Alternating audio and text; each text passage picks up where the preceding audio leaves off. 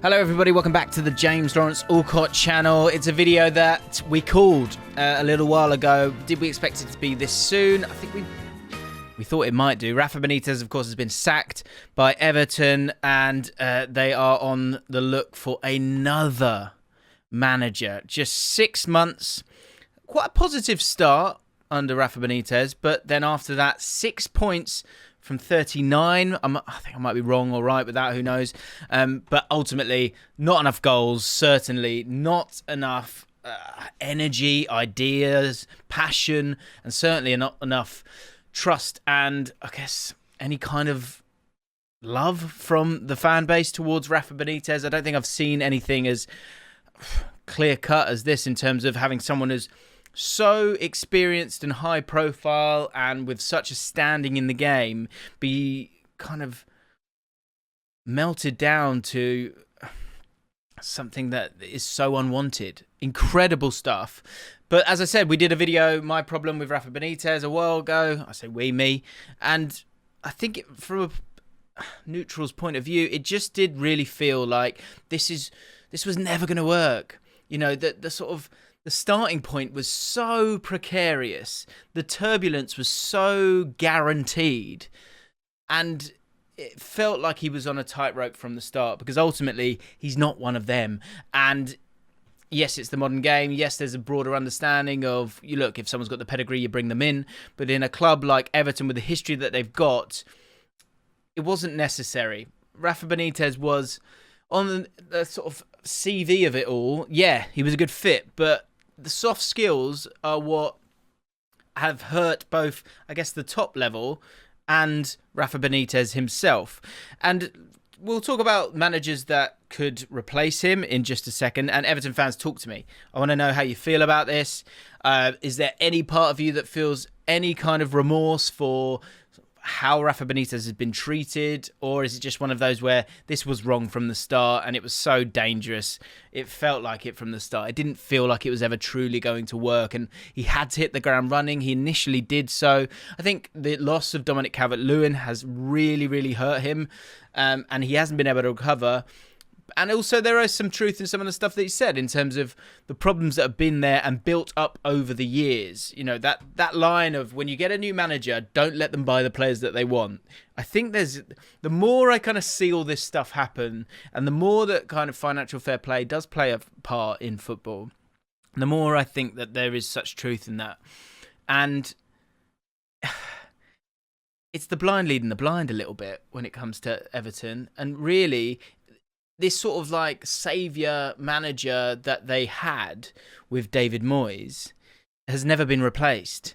David Moyes is such a good manager, and I think we've seen that now with West Ham. He's such a good manager that he could be left alone to be a great caretaker of a football club.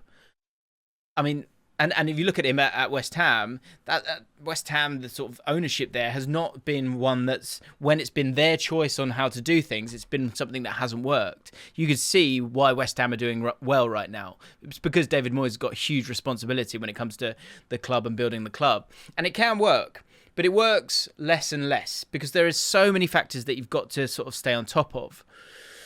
So trust with the fan base when you've got an ownership that you have someone like Mashiri who just is so reactive.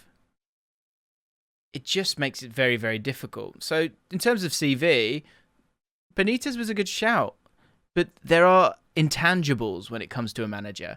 And like I said in that video about a month ago, maybe, the intangibles didn't work here.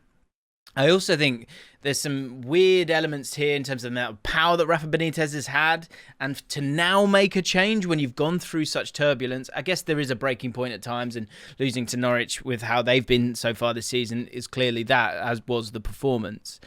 But the power that Benitez has had to allow someone like Luca Digne, who's like the best player that Everton have probably got. I mean, it's close, right? Even if I'm not completely right on that.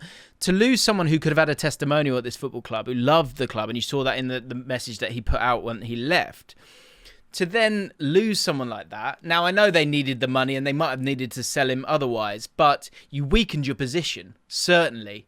And, you know, this is a guy who's been one of the best left-backs in the league for the last 3-4 years, let's say, at least. So with that in mind, yeah, 25 million is it's not nothing. But could they have got even more for someone like that? We'll never know. But the negotiations were probably weakened hugely for one of the few assets that Everton have left when they need to bring in money because of the constant mistakes that they've made. And this argument and fallout with Rafa Benitez meant that they kind of had to make a call. I think they wanted to back Benitez as long as they could. And so you've now lost Brands, the director of football, which I think is not the biggest loss anyway, because there needs to be a clean out here. There needs to be a reset. But the Lucas Digne one, Lucas Digne, is it a mistake? It's certainly something that shouldn't have played out the way that it played out. And Rafa Benitez's problems with clubs, and there seems to be a lot of internal battles during his managerial career. And I wonder, does he have the soft skills to be able to get it right regardless of where he goes? I think that's something that I would question now, because if you think of the problems that he's had, Real Madrid, Inter Milan, even Newcastle to a point. I mean, Newcastle's slightly unfair because he was sort of the saviour in that sense. And the ownership, of course, was a true mess. And he sort of held, he stood up to it, which is fine. But some of the problems that have been had here, his inability to get the Everton support on side through whatever means that be. Again, I come back to, I'm not saying he's a bad person whatsoever. He's clearly not. He's clearly a man who, even if it doesn't come out as kindly as he would like, has true integrity. But he wasn't able to galvanise the club. He wasn't able to galvanise the squad, certainly, and he definitely wasn't able to galvanise the fans. I mean, his knees were kind of cut. I mean, his legs were cut from beneath him from the start because there were, like as he said as well, and there's huge truth in that, there were problems that had been there for quite a while. But something wasn't right, was it, from the start? It really, really wasn't right from the start. And you've seen it with the state of play, the likes of Rondon not being able to get any kind of tune out of him. And if you do lose one or two players, and I think this is one of those seasons where squads are being tested due to COVID, due to injuries and such. So it's one where he needed to be able to find a way through his tactical mind, which is supposedly his greatest strength. And it was going to be down to results. And for them to drop the way that they have, it's been pretty horrific. And it's the right call. It's not worked. The next steps now are interesting because this has happened so many times now. There have been so many changes of manager. There's been so many occasions where they need to start again. And now they're kind of running out of options in terms of new managers, so much so that someone like Roberto Martinez is being discussed as someone that might be brought back. Seems to be there's a list of a few managers, Lucien Favre, who I don't think is a terrible shout. Graham Potter, I mean, I think you're in dreamland if you think you're going to get him between now and the end of the season. That's certainly not going to happen in my opinion. Wayne Rooney is right at the front of the queue, it feels like. We'll get into that in just a second because we've been having a look at him quite deeply on the League of 72 recently. And Duncan Ferguson as well. So Everton find themselves 6 points off the relegation zone. And of course, that's the way they're looking right now. They're not looking up, they're looking down. Because actually above them are a lot of well-run clubs. And beneath them, there does seem to be this sort of gap. Watford, Norwich, Newcastle, Burnley, as those teams down the bottom. So Everton have a calculated risk to take here. Do you go and get the best manager you can right now and do what Everton have done, which is have managers who are going, this isn't my team. Next season you can judge me. You get to next season and for whatever reason, they haven't truly kind of planned. And I think they've also lost that sort of period of grace, let's say, or that sort of new manager bounce. They've kind of wasted it in this sort of nothing season, and then the next season the pressure's on because it's either gone well or they've had that time and the honeymoon period's over, and then it falls off a cliff again. This club needs to sort their shit out, and I think the way that they do that is they take a calculated risk here. Wayne Rooney, let's talk Wayne Rooney first. So Wayne Rooney's a great option. I've been incredibly impressed by Wayne Rooney and what he's done at Derby County. as I say, we haven't put the video out yet on League of 72, but I'll tweet it when it does go out. But we've had a look at how he's set them up, and him and Rafinha, his assistant manager, have got a really lovely blend between the two of them, where you've got the gravitas of Wayne Rooney, you've got the incredible, I think, overarching intelligence of Rafinha, but you've got that tactical nous of Wayne Rooney as well, and I think the forthrightness in terms of the philosophy that he wants to play. And the way that Derby have played has been an incredible way of utilising the sum of your parts and galvanising a squad to sort of dig in deep, get clean sheets, defend with organisation, work and have different traps to stop the opposition win the ball, and then in terms of taking their chances when they get them, being very smart in how they do that. It's a team that wants to keep a hold of the ball. It's not going to be like a Rafa Benitez side at all. But with Derby County, they've been very coy and cautious because he knew that they needed to stay in games to give themselves a chance. And they're on a fantastic run with a squad that is beyond depleted. They've had 6-7 players make their debut for Derby this year. And you've got these old free agents who've come in, and he's galvanised those guys as well. You've even got centre midfielders playing up front, like Lawrence, who's been absolutely fantastic for them. So he's done a fantastic job, but it is a free hit. It is a free hit. Now, I'm not saying he's a bad manager at all. I actually think he's a very good manager, and I think that team between him and Rafinha is really, really strong. Here's my problem when it comes to him and Everton. You only get one go at this. That's the thing when it comes to Wayne Rooney at Everton. And we've seen it with Frank Lampard. He wasn't ready. I think he's admitted it himself when he went to Chelsea, and you only get one go at that. I think it's a safe bet, with the way that Everton have conducted themselves over the years, this is one where this will come round again if you're Wayne Rooney.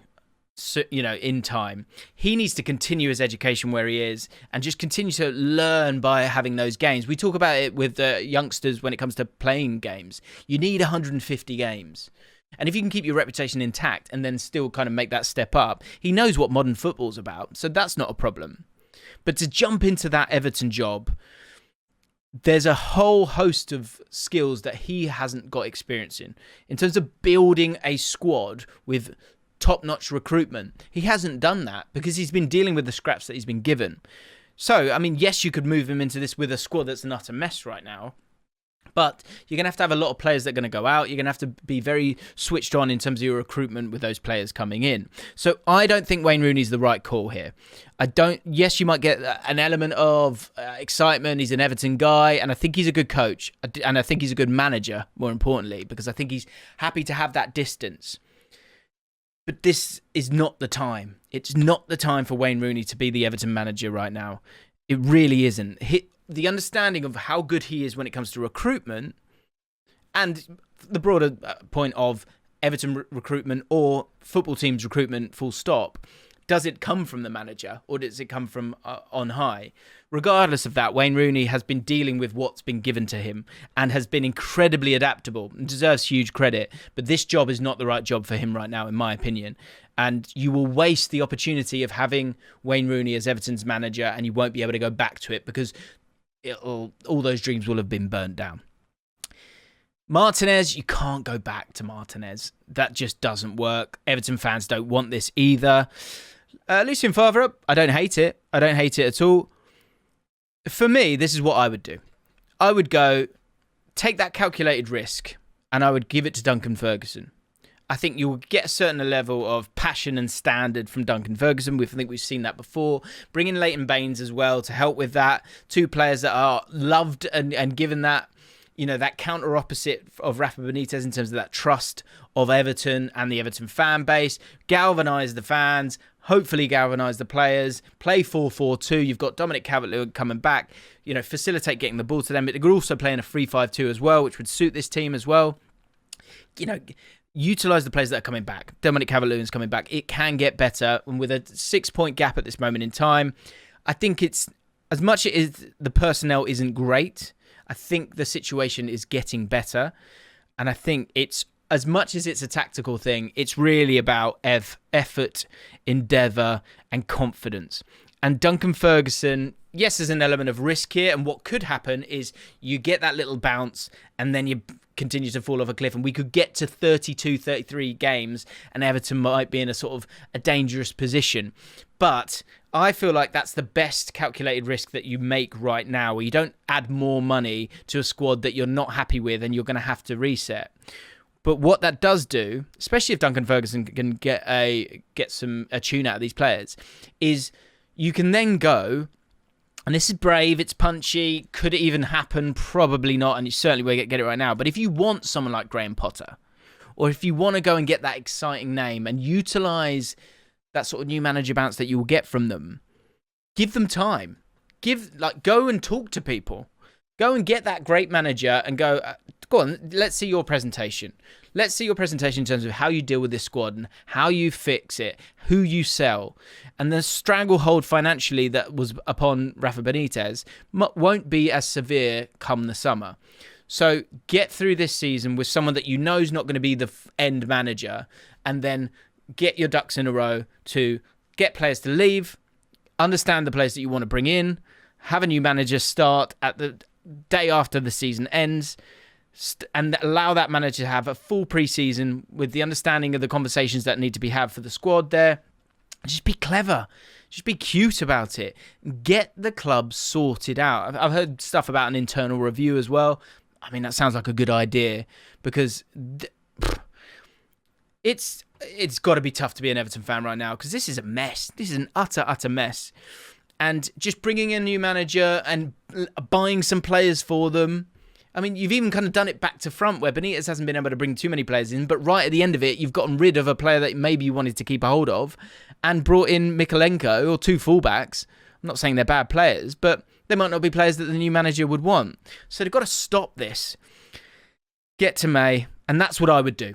I would give it to Duncan Ferguson and Leighton Baines. Try and galvanise, try and get to 38 points, and start to plan for June the 1st. That's what I would do. Because something's got to change here. And it's got to be a slow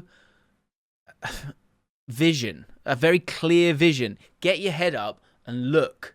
Stop mucking about with nonsense managers where you just bring in too many players. Learn from your mistakes. So bad. Anyway, Everton fans, talk to me. How do you feel about Big Dunk? Would it work? If not, who would you like instead? People talking about Frank Lampard as well. Has he learnt from his mistakes? Is he the right kind of player? Does he have the understanding of the experience of a relegation battle? Don't know. Funny time. Very, very funny time. But Rafa Benitez was never going to work. And I think this is it's hopefully the start of moving forward for them. But as I say, let me know. If you're new to the channel, hit the subscribe button. The Fallout is back tomorrow, so make sure you don't miss it. And we're nearly at 50k as well, so if you could subscribe, that'd be lovely, because we can get there as soon as possible. Thanks for watching. See you next time.